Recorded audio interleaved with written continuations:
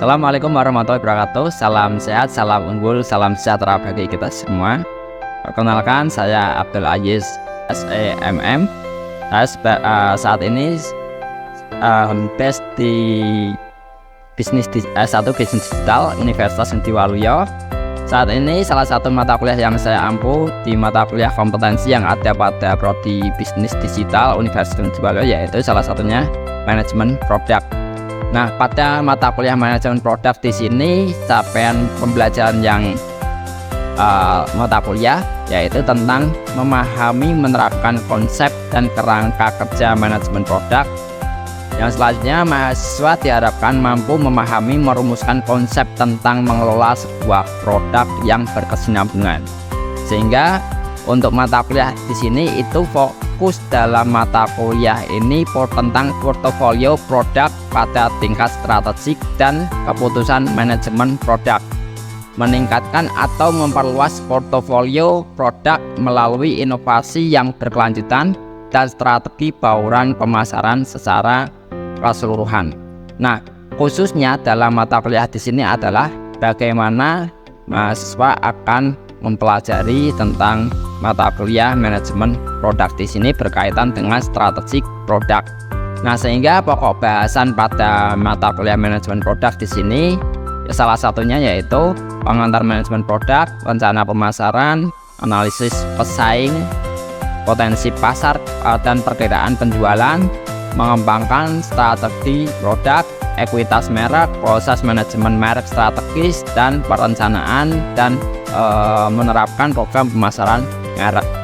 Nah, untuk mata kuliah ini mahasiswa nanti di dalam perkuliahan itu model pembelajarannya, metode pembelajaran yang diberikan itu ada berkaitan dengan contextual learning, terus ada discovery learning, ada small group discussion. Itu kaitannya mahasiswa bagaimana dalam memecahkan sebuah permasalahan tentang manajemen produk yang berkaitan dengan diskusi antar grup di situ. Nah, sehingga di sini untuk pembobotan mata kuliah yang diberikan kepada mahasiswa itu 30%-nya adalah keaktifan dan penugasan. Terus ada 35%-nya itu ada tugas UTS dan 35%-nya tugas ujian akhir semester.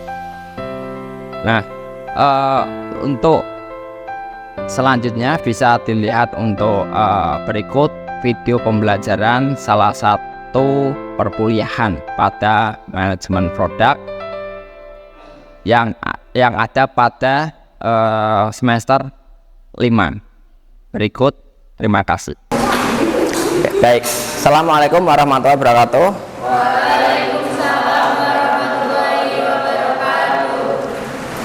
Pada pembelajaran kali ini kita lanjut untuk materi yaitu tentang manajemen produk, yaitu pada materi fundamental digital marketing. Ini ada kaitannya tentang pemasaran pada produk. Tapi sebelum kita lanjut pada materi, alangkah baiknya untuk memperlancar kegiatan pembelajaran kita berdoa terlebih dahulu sesuai dengan agama masing-masing. Berdoa dipersilahkan.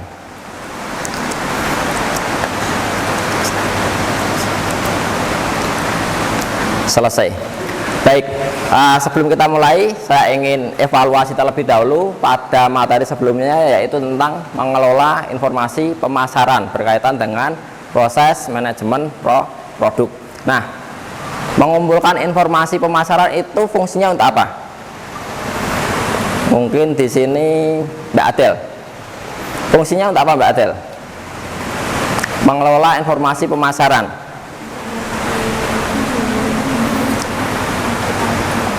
Atau ada yang lain? Ya, silakan Mas Agung. Baik, bagus sekali. Nah, jadi mengelola informasi pemasaran itu fungsinya itu untuk mengelola semua hal-hal yang berkaitan dengan kegiatan pemasaran. Itu ada analisa tentang konsumen, ada analisa tentang pesaing kita itu bagaimana, ada analisa tentang pasar kita bagaimana. Nah, nanti dari ketiga unsur itu nanti akan kita analisa posisi market kita itu bagaimana sih di hadapan pesaing, di hadapan para konsumen.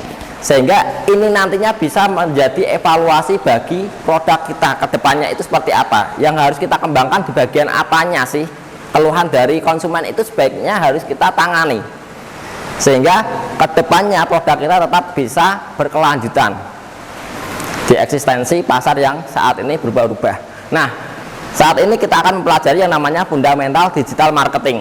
Nah, di dalam fundamental digital marketing kita akan mempelajari hal-hal yang berkaitan apa saja sih yang akan kita lakukan dalam memasarkan produk yang tentunya menggunakan channel digital di situ. Nah, ada yang namanya konten marketing. Konten marketing juga harus kita perhatikan di situ. Bagaimana sih kita membangun, memanage sebuah konten yang bagus sehingga orang itu ketika lihat itu mereka merasa oh konten ini bagus loh, menarik juga loh, sehingga mereka itu ada respect terhadap konten kita untuk melihat dan mengklik tautan-tautan yang kita berikan pada konten tersebut. Terus berikutnya ada lagi yang namanya pay per click. Nah, pay per click ini apa sih? Pay per click itu kalau kita berbicaranya periklanan, bagaimana sih jangkauan periklanan kita yang nantinya akan timbul rasa kemenarikan bagi orang tersebut sehingga orang tersebut klik pada konten kita. Nah, saya mau tanya tentang digital marketing. Digital marketing itu apa? Yang mau jawab Mbak Vera mungkin. Digital marketing Mbak Vera apa menurut Mbak Vera? Izin menjawab Pak, Ya. mungkin digital marketing itu tentang lingkup pemasaran dari produknya. Lingkup pemasaran dari produknya. Atau ada lagi Mas Jul yang berkaitan dengan digital marketing? Izin menjawab Pak, mungkin digital marketing itu adalah bagaimana kita menjual produk kita secara digital atau melalui media sosial. Baik, terima kasih atas jawabannya Mas Jul dan Mbak Vera. Nah, digital marketing itu apa saja sih yang harus kita lakukan untuk mengoptimalkan kegiatan pemasaran melalui digital marketing di situ? Tentunya ketika kita berbicara digital marketing, kita tidak hanya berbicara mengenai penjualan secara online saja, tapi lebih dari itu kita harus memahami disiplin ilmu digital marketing. Itu kita harus apa saja sih? Sehingga step by stepnya yaitu yang harus kita pelajari yaitu kita harus memahami pola-pola algoritma yang ada pada setiap media sosial. Yang kedua, kita harus memahami yang namanya konten marketing itu harus bagaimana yang harus kita terapkan sehingga semuanya itu satu kesatuan yang nantinya akan mengoptimalkan kegiatan pemasaran kita. Nah, ini ada beberapa fenomena pemasaran yang ada di Indonesia. Saat ini Indonesia itu terdiri dari 278,7 juta penduduk, dimana dari 278 juta ini 353,3 juta ini menggunakan media saluran seluler. Sehingga intinya apa dari kegiatan ini? Minimal satu penduduk di Indonesia itu minimal rata-rata itu punya 2 HP. Sehingga dari hal inilah yang akan timbul yang namanya peluang bagi kita di generasi milenial dan generasi Z ini untuk bisa ikut andil.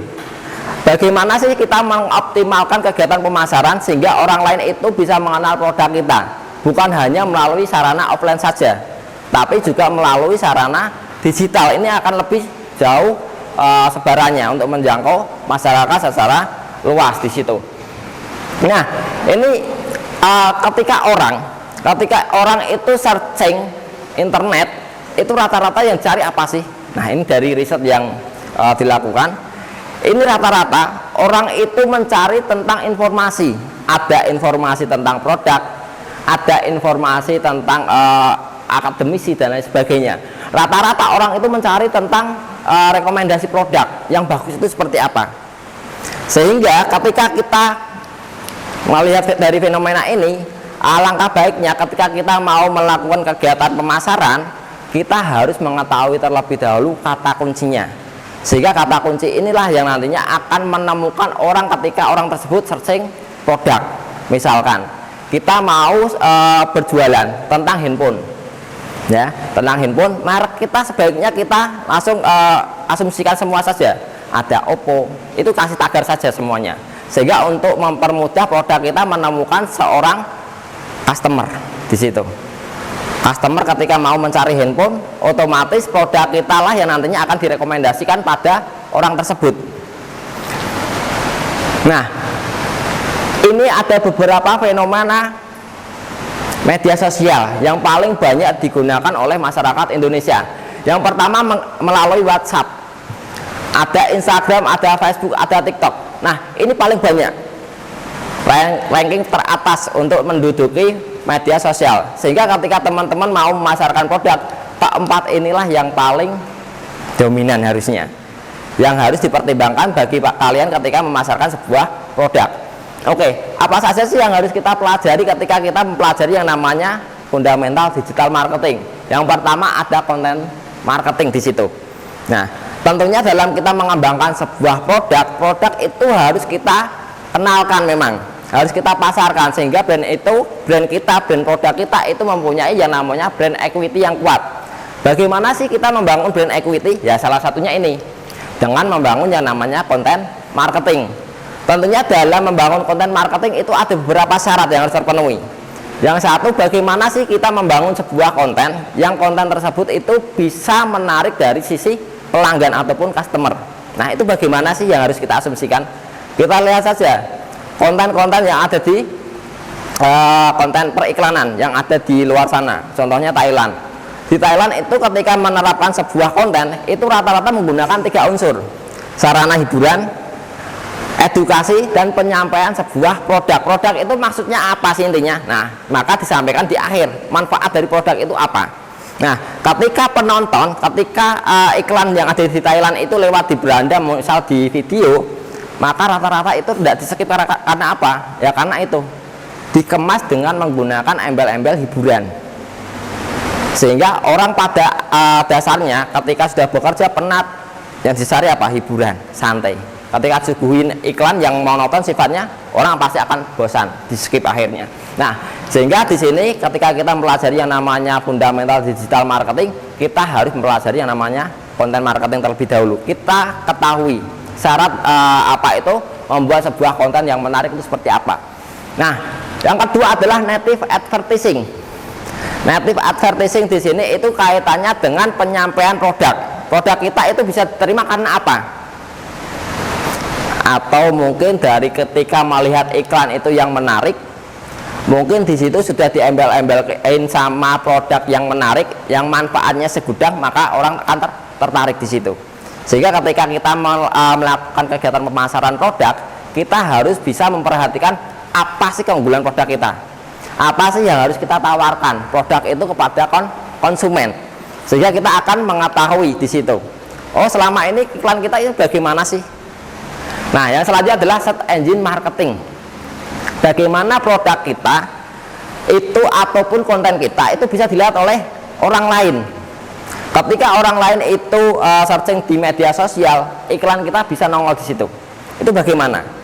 Sehingga dalam search engine marketing di sini sebaiknya kita harus bisa menerapkan kata kunci yang paling banyak digunakan oleh orang lain. Sehingga coba kalian ketika mau berbelanja di Shopee, kalian ketikkan saja kata kuncinya, misal sepatu, di situ akan muncul banyak sepatu yang teratas itu rata-rata yang dicari orang, ada berapa ribu pencarian, itu ada banyak. Di internet juga sama, ketika kalian mencari kata kunci kayak gitu bisa, ada yang kata kunci berbayar juga ada yang menggunakan search kayak Google, itu bisa. Nah, dan selanjutnya ada media sosial marketing. Nah, di dalam kita mempelajari yang namanya sosial media marketing, itu kita harus mempelajari yang pertama adalah algoritma pemasaran pada setiap media sosial. Tentunya antara Facebook, TikTok itu berbeda. Kalian lihat saja konten-konten yang ada di konten-konten penjualan yang ada di Facebook, Instagram, dan TikTok. Rata-rata di Facebook itu ketika menawarkan sebuah produk, konten produk itu rata-rata dilengkapi dengan rinci deskripsi produk, sehingga kita harus memahami yang namanya copywriting di situ. Nah, itu. Nah, selanjutnya adalah search engine optimization. Search engine optimization ini fungsinya untuk apa? Ada yang tahu? Search engine optimization. Mungkin dari Mbak Ulfa mungkin. Apa Mbak Ulfa? Search engine optimization apa Mbak Ulfa?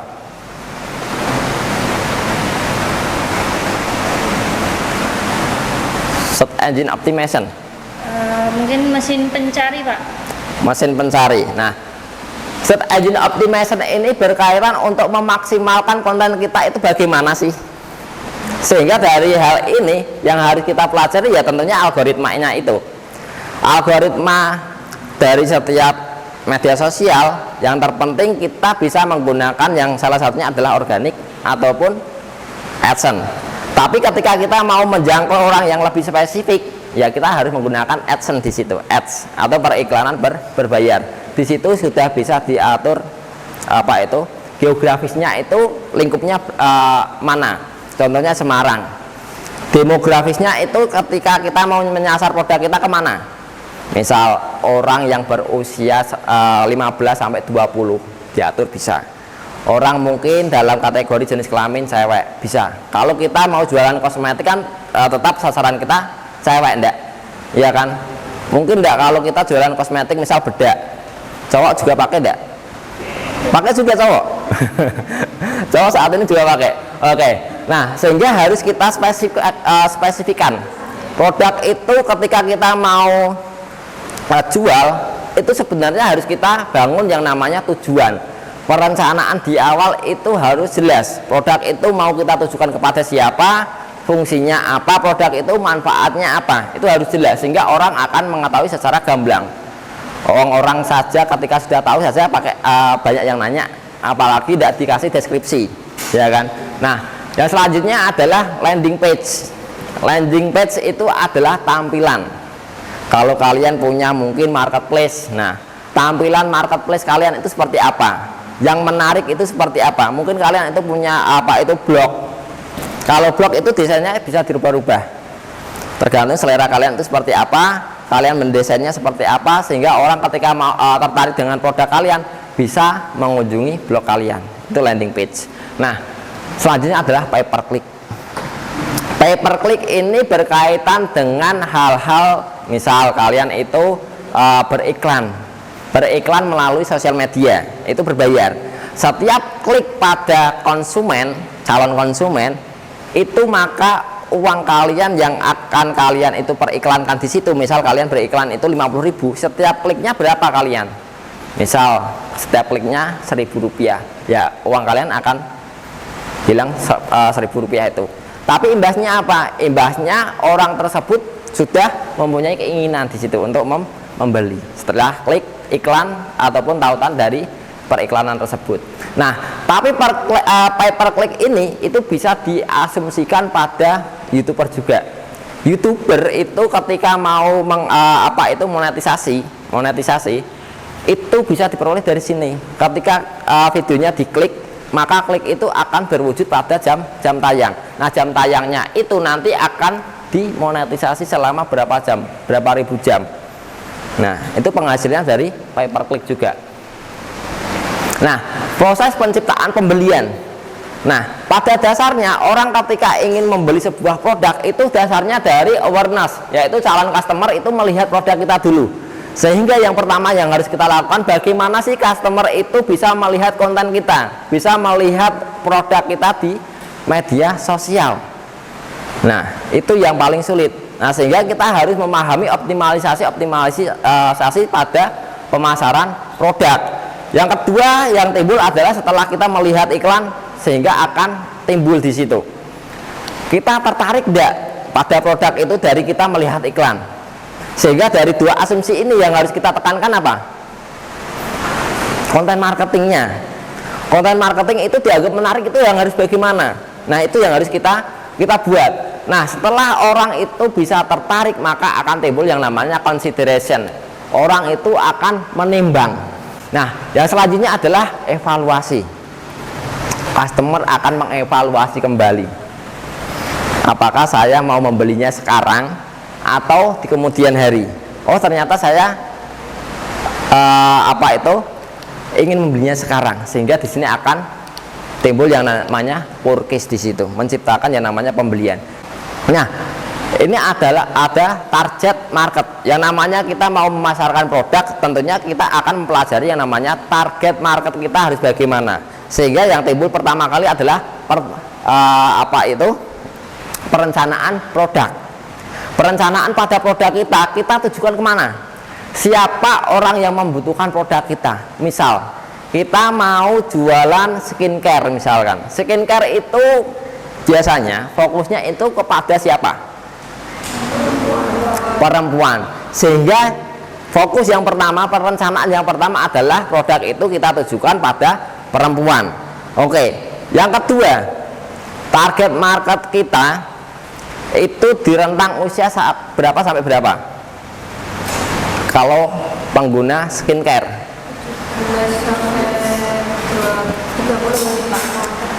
Oke, mungkin 17 sampai 30. Nah, yang pertama, poin pertama sudah kita rencanakan di awal. Poin yang kedua, apa ciri-ciri spesifik mereka? Maka kita nilai dari sisi demografisnya. Tadi sudah cewek, usia 17 sampai 30 tahun. Nah, lebih spesifik lagi, kita mau memasarkan ke mana?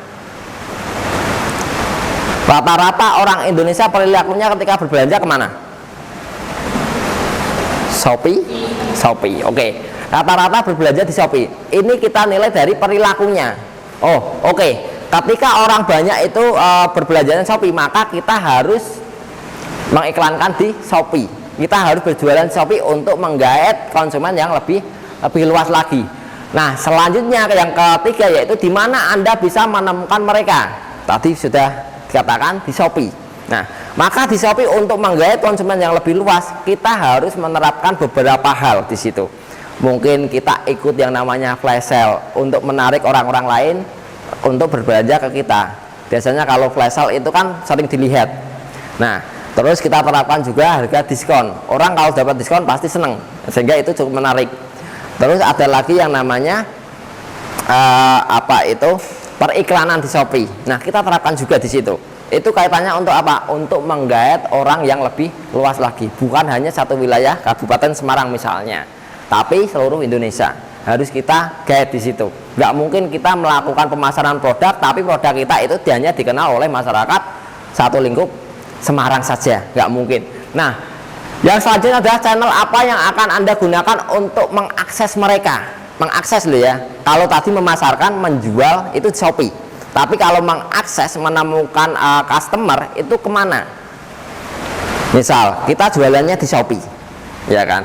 Untuk menggait masyarakat yang lebih luas, kalau di Shopee misal itu adalah orang-orang yang ingin berbelanja saja. Tapi ketika kita pasarkan di luar sana, misal di Facebook, Instagram, TikTok, itu juga untuk menggait orang yang mungkin belum punya keinginan untuk membeli produk Anda. Itu juga langsung punya keinginan ketika sudah melihat produknya, akan timbul rasa interest di situ, ketertarikan. Nah, maka dari situ kita harus memasarkan di lain sisi juga, tapi dengan sematkan link pembelian produk. Saat ini banyak kok di TikTok juga sama kan, di beranda ketika diterangkan pakai video, itu di bawahnya sematkan link keranjang kuning. Nah, itu sudah bisa. Nah, yang selanjutnya adalah bagaimana cara terbaik Anda dalam mempromosikan produk Anda kepada konsumen. Memasarkan produk. Ketika kita mau memasarkan produk, otomatis ketika dulu sekali itu zamannya offline, itu menggunakan para SPG, ya kan, agar untuk menarik pemasaran itu bagaimana. Tapi sekarang ini ya harus kita kemas. Kita membangun konten sehingga di situ akan kita sematkan yang namanya copywriting, yang sehingga nanti bisa menarik pelanggan itu harus bagaimana. Banyak sekali.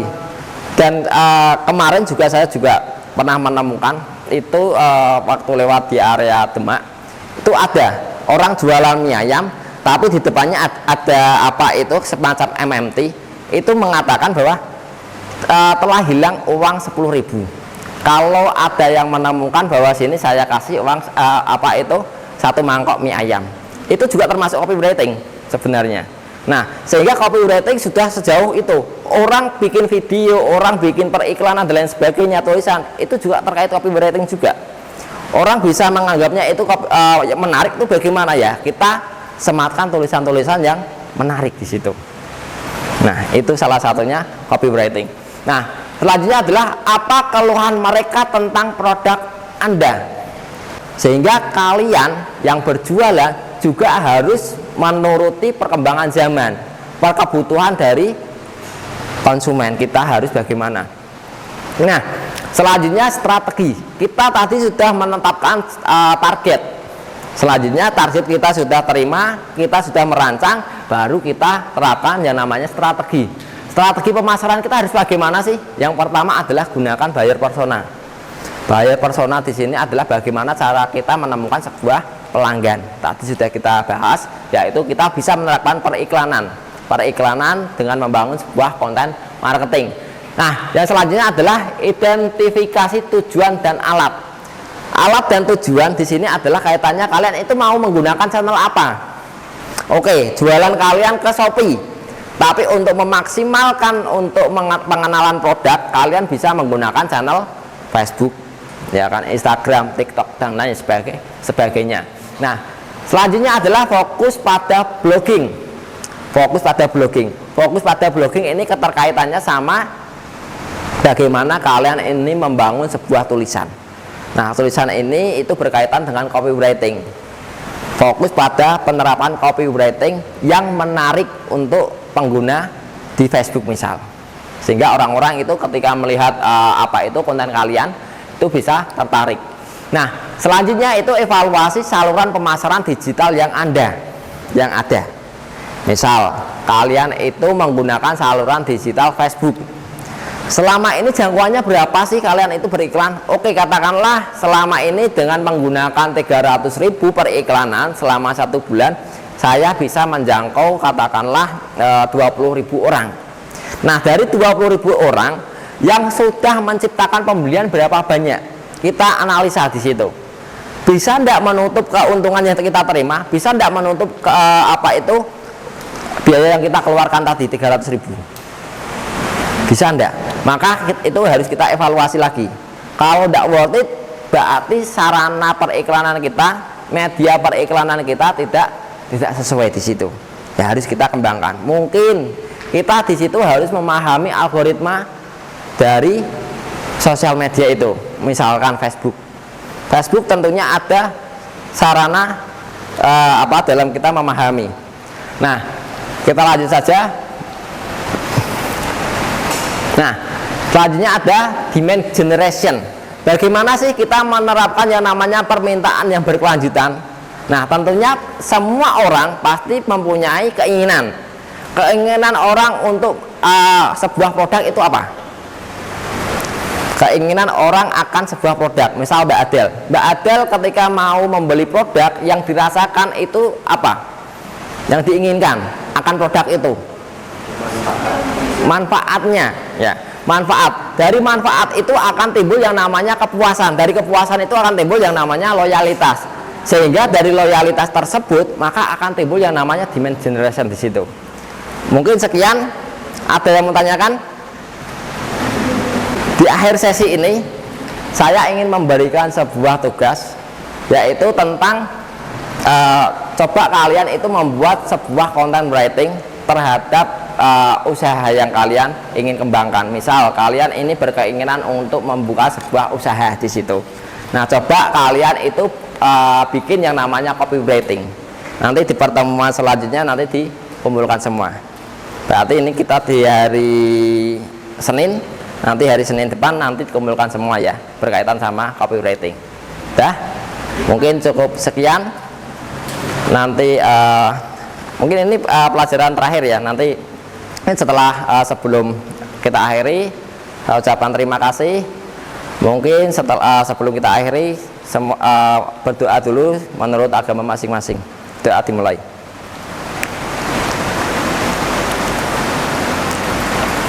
Berdoa selesai.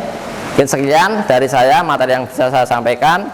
Ucapkan terima kasih. Assalamualaikum warahmatullahi wabarakatuh. Waalaikumsalam warahmatullahi wabarakatuh.